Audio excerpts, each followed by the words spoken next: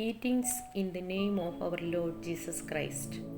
ഈ വലിയ നൊയമ്പ് കാലത്ത് ദൈവവചനം പങ്കിടുവാൻ ലഭിച്ച വിലയേറിയ അവസരത്തിന് ദൈവത്തിന് നന്ദി അർപ്പിക്കുന്നു. നിന്ദയുടെയും പരിഹാസത്തിൻ്റെയും അടയാളമായിരുന്ന കുരിശ് രക്ഷയുടെ അടയാളമായി മാറിയത് യേശുവിൻ്റെ ക്രൂശ് മരണത്തിലൂടെയാണ്. കർത്താവിൻ്റെ പീഡാസഹനത്തിൻ്റെയും കുരിശുമരണത്തിൻ്റെയും ഓർമ്മകൾ ഉണർത്തുന്ന ഈ നാളുകൾ ഉപവാസത്തിനും പ്രാർത്ഥനയ്ക്കും വചനധ്യാനത്തിനും കൂടുതൽ സമയം കണ്ടെത്താൻ നാം ശ്രമിക്കേണ്ടതാണ്. നോമ്പ് വെറും ഒരു ആചരണമല്ല, അത് ഒരു അനുഭവമാണ്. ദൈവത്തിങ്കിലേക്ക് മടങ്ങി വരുന്ന അനുഭവം, മാനസാന്തരത്തിൻ്റെ അനുഭവം. ഇന്നത്തെ ചിന്തയ്ക്കായി വിശുദ്ധ മർക്കോസിൻ്റെ സുവിശേഷം 5-ാം അധ്യായം 25 മുതൽ 34 വരെയുള്ള വാക്യങ്ങളിലേക്ക് നമ്മുടെ ശ്രദ്ധ തിരിക്കാം. 34-ാം വാക്യത്തിൽ നാം ഇപ്രകാരം വായിക്കുന്നു: And he said to her, Daughter, your faith has made you well. Go in peace and be healed of your disease. സമാധാനത്തോടെ പോയി ബാധയൊഴിഞ്ഞ് സ്വസ്ഥയായിരിക്കുക. സമാധാനത്തോടെ പോകാം. ഈ കാലഘട്ടത്തിൻ്റെ വലിയ ഒരു വെല്ലുവിളിയാണ് സമാധാനമില്ല എന്നുള്ള പ്രശ്നം. അത് ദൈവസന്നിധിയിൽ നിന്ന് മാത്രമേ ലഭിക്കുകയുള്ളൂ. നാം തിരഞ്ഞെടുത്ത വേദഭാഗത്തേക്ക് മടങ്ങി വരാം. രക്തസ്രാവക്കാരി യേശുവിൻ്റെ അടുത്തേക്ക് കടന്നു വരുന്നു.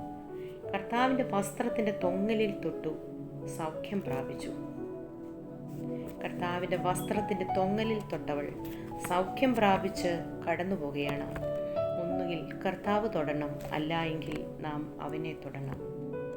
വിശ്വാസത്തോടെ തൊടണം. എങ്ങനെയായാലും നാം അവൻ്റെ അടുത്തേക്ക് കടന്നു ചെല്ലണം. ഇവിടെ ഈ വേദഭാഗത്ത് നിന്നുകൊണ്ട് രക്തസ്രാവക്കാരി സ്ത്രീക്ക് കർത്താവിൻ്റെ സന്നിധിയിൽ അടുത്തു വന്നപ്പോഴുണ്ടായ ചില മാറ്റങ്ങൾ നമുക്ക് ചിന്തിക്കാം. ഒന്ന്, അവൾ രോഗിയായിരുന്നു.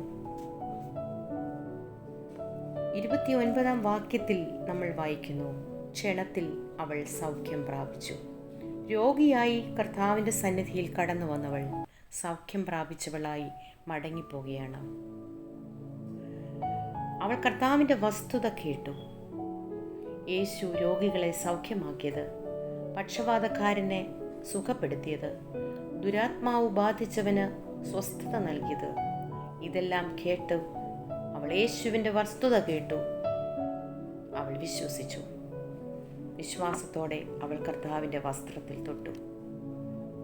വിശ്വാസം കേൾവിയാലും, കേൾവി ദൈവത്തിൻ്റെ വചനത്താലും വരുന്നു.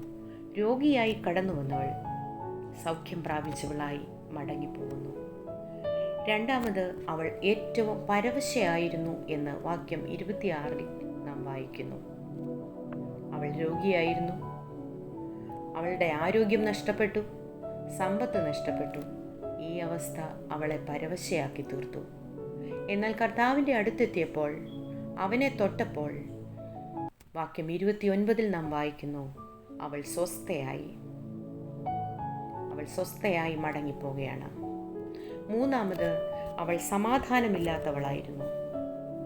കാരണം അവൾ 12 വർഷമായി രോഗിയാണ്. അതുമാത്രമല്ല, രക്തസ്രാവക്കാരിയായിരുന്നു. ലേവ്യ പുസ്തകം നാം പഠിക്കുമ്പോൾ രക്തസ്രാവക്കാരി സ്ത്രീക്ക് നേരിടേണ്ടി വരുന്നതായ പല വിലക്കുകളെപ്പറ്റി നമുക്കവിടെ വായിക്കുവാൻ സാധിക്കും. സമൂഹത്തിൽ പലതരത്തിലുള്ള വിലക്കുകൾ. ഈ രോഗം അവളുടെ സമാധാനം നഷ്ടപ്പെടുത്തി. സമാധാനം നഷ്ടപ്പെട്ടവൾ കർത്താവിൻ്റെ അടുത്തേക്ക് കടന്നു വന്നപ്പോൾ സമാധാനത്തോടെ മടങ്ങിപ്പോവുകയാണ്. 34-ാം വാക്യത്തിൽ നാം ഇപ്രകാരം വായിക്കുന്നു, Jesus said to her, Go in peace. അവസാനമായി 27-ാം വാക്യത്തിൽ നാം വായിക്കുന്നുണ്ട്, അവൾ പിന്നിലൂടെ കടന്നു വന്നവളാണ്. She came up behind him in the crowd. 33-ാം വാക്യത്തിലേക്ക് നമ്മൾ വരുമ്പോൾ, സ്ത്രീ തനിക്ക് സംഭവിച്ചതറിഞ്ഞ് ഭയപ്പെട്ട് അവൻ്റെ മുമ്പിൽ വന്നു. പിന്നിലൂടെ കടന്നു വന്നവൾ കർത്താവിനെ തൊട്ടു കഴിഞ്ഞപ്പോൾ അവളുടെ സ്ഥാനം എല്ലാവരുടെയും മുമ്പിലായി. യേശു പറഞ്ഞു, നിന്റെ വിശ്വാസം നിന്നെ രക്ഷിച്ചിരിക്കുന്നു. രോഗിയായി, പരവശയായി, സമാധാനമില്ലാതെ പിന്നിലൂടെ കടന്നു വന്നവൾ ഇപ്പോൾ സൗഖ്യമുള്ളവളായി സമാധാനത്തോടെ ദൈവസന്നിധിയിൽ മുമ്പിലെത്തുന്നു. ഈ നോമ്പുകാലം ഉപവാസത്തിലൂടെ, പ്രാർത്ഥനയിലൂടെ, വചനധ്യാനത്തിലൂടെ ദൈവസന്നിധിയിലേക്ക് മടങ്ങി വരാം, അനുഗ്രഹം പ്രാപിക്കാം. ദൈവം അതിന് നമ്മെ സഹായിക്കട്ടെ.